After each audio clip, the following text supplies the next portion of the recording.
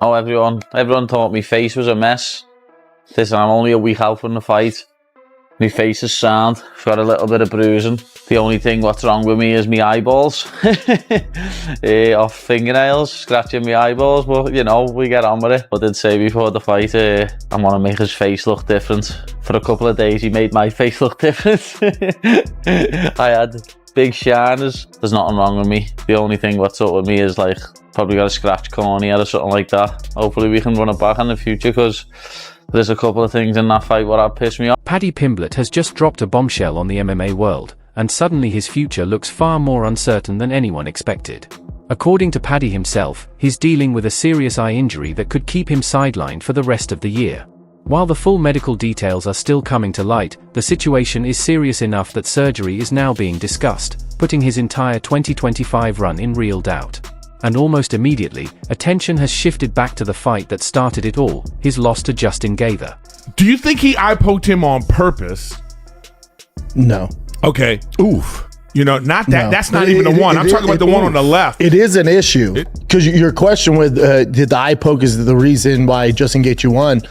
No. I'm not saying that. I'm saying he won that round because of that. And I think that. Gotcha. I think he was so down on the scorecard at that point and so beat up from what happened after that eye poke. I don't think he was going to be able to recover from that. No, I want you to answer, but let me just throw something in so you can answer this at the same time. This fucking guy just keeps talking. I want him to answer these questions. Let him answer the fucking. All right. This is on top of that. Then I'm gonna let him go. But I knew you was gonna do this.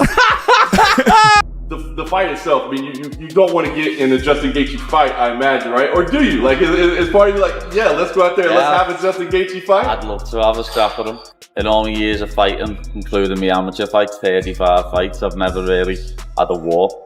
So it'd be nice to finally get one with the king of them. Did you envision a scenario where he goes toe-to-toe and has a Justin Gaethje fight with Justin Gaethje?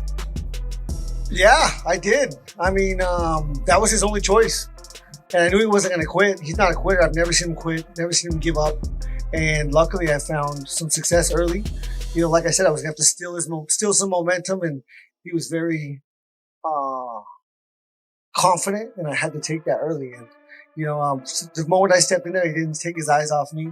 That was me not too long ago. And I guess I was Eddie Alvarez, here to teach him a lesson. Yeah, no, I remember when Paddy first arrived in the UFC, you were saying stuff like, well, his entrance is good and it's all well and good to get the fans, but he needs to be able to fight. Obviously, we've seen him have great wins before, but to show you the durability he had in that fight tonight, do you feel like even though he lost, he considered one of the best in that division moving forward? No doubt about it. I mean, he was the favorite tonight. I think that's what every other one, he's the underdog and everybody thinks he's going to lose. Tonight he's the favorite. I don't think that his game plan was the greatest. Obviously, tonight he showed he is tough, he is durable, and almost I mean, especially against Gaethje. And you're eating those punches from him. You know, it's one thing to say, listen, I'm going to come out. I believe in my durability. I believe in my chin, and I'm going to go toe-to-toe with this guy. But when it starts to not work, at some point you got to say, you know what? It's the third round. I got 2 rounds left. I might want to try to take him down and submit him here. Did you see rumors of Justin Gaethje having staph on his neck?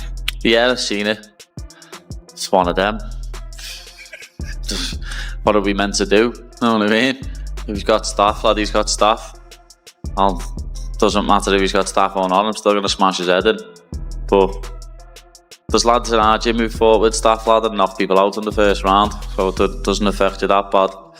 But that'll be another excuse for everyone when I win. That'll be like, oh, Justin Gaethje had staph as well. You know what I mean? So it's one of them. I get on with it.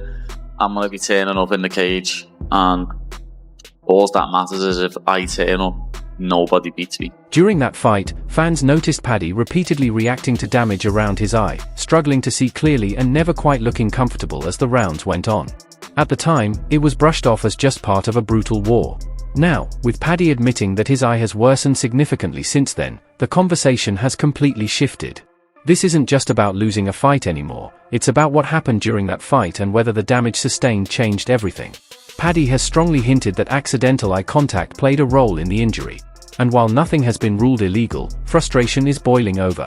Fans are now questioning whether repeated eye contact went unchecked, whether it altered Paddy's performance, and whether the fight was effectively compromised long before it ever reached the judges' scorecards.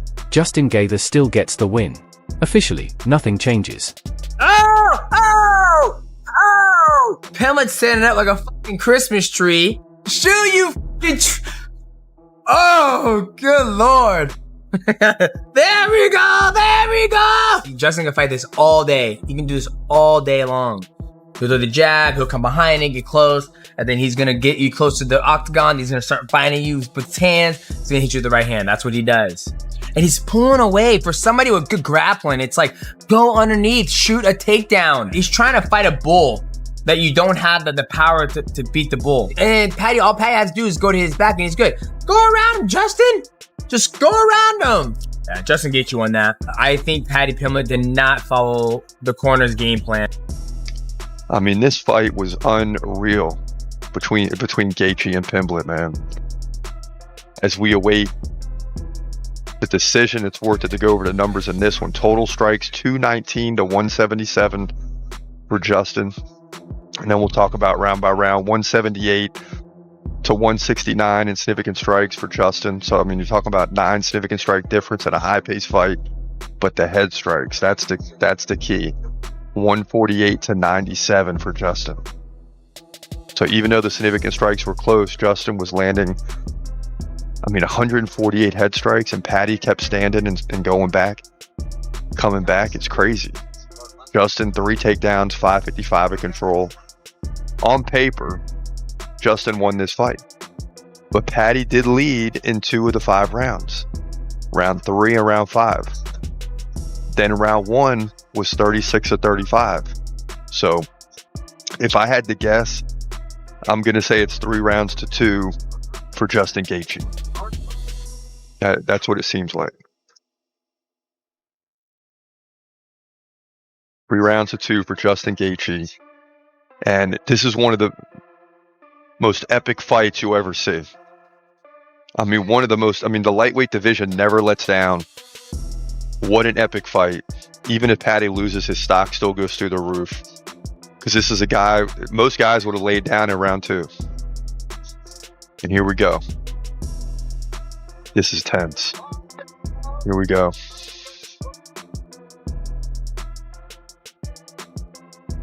(48-47), 49-46, 49-46. It's going to be Justin. Paddy knows he didn't win 4 rounds. New interim title holder, lightweight division. So that means Justin is fighting for the title. What a fight, y'all. But Justin Gaethje pulls it out in dramatic fashion. Credit him. Credit him. His stock goes up too.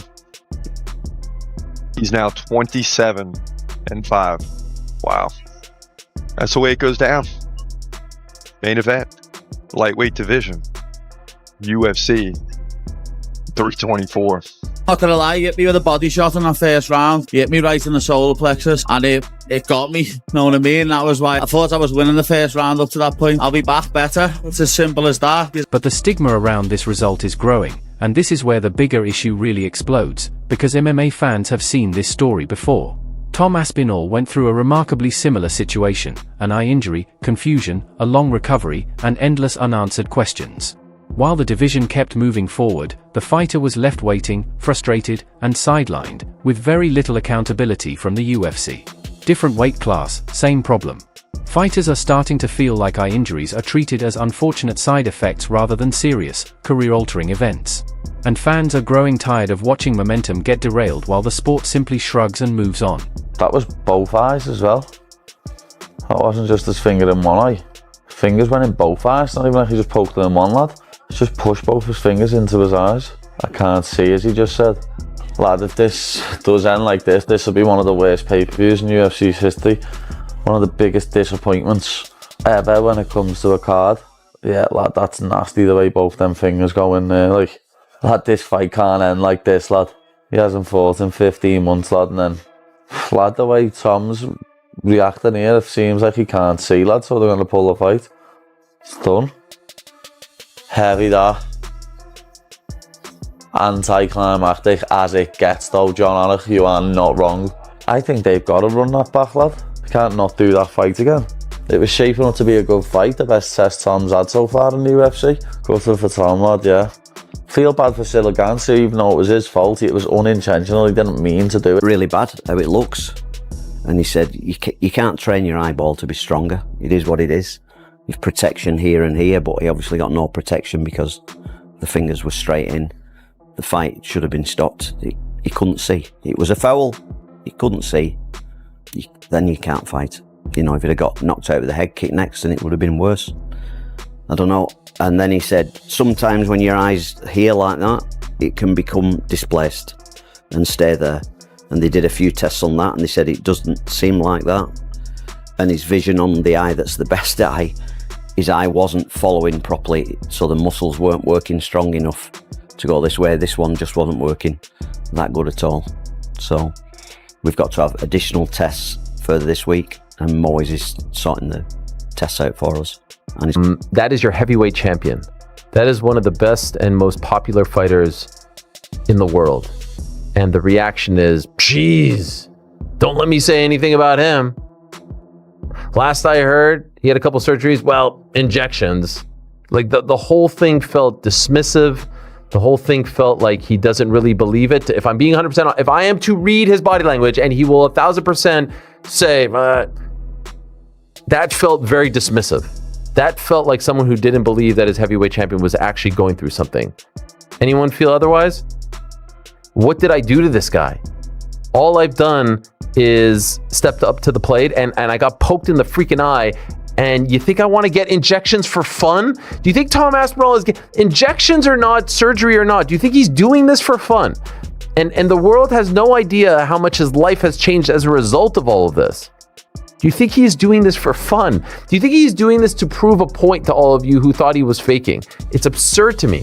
He could have easily answered that question like, to be honest, he's just working through things. Hopeful he'll be back. Wishing him the best. We'll be here when he's ready to come back. Like what? Why did it have to be that? His friend answered Elijah, and he would vacate the title if Elijah got to a point where he was going to fight for the title. I hate that, you know. Tom saying I'd vacate if he fought.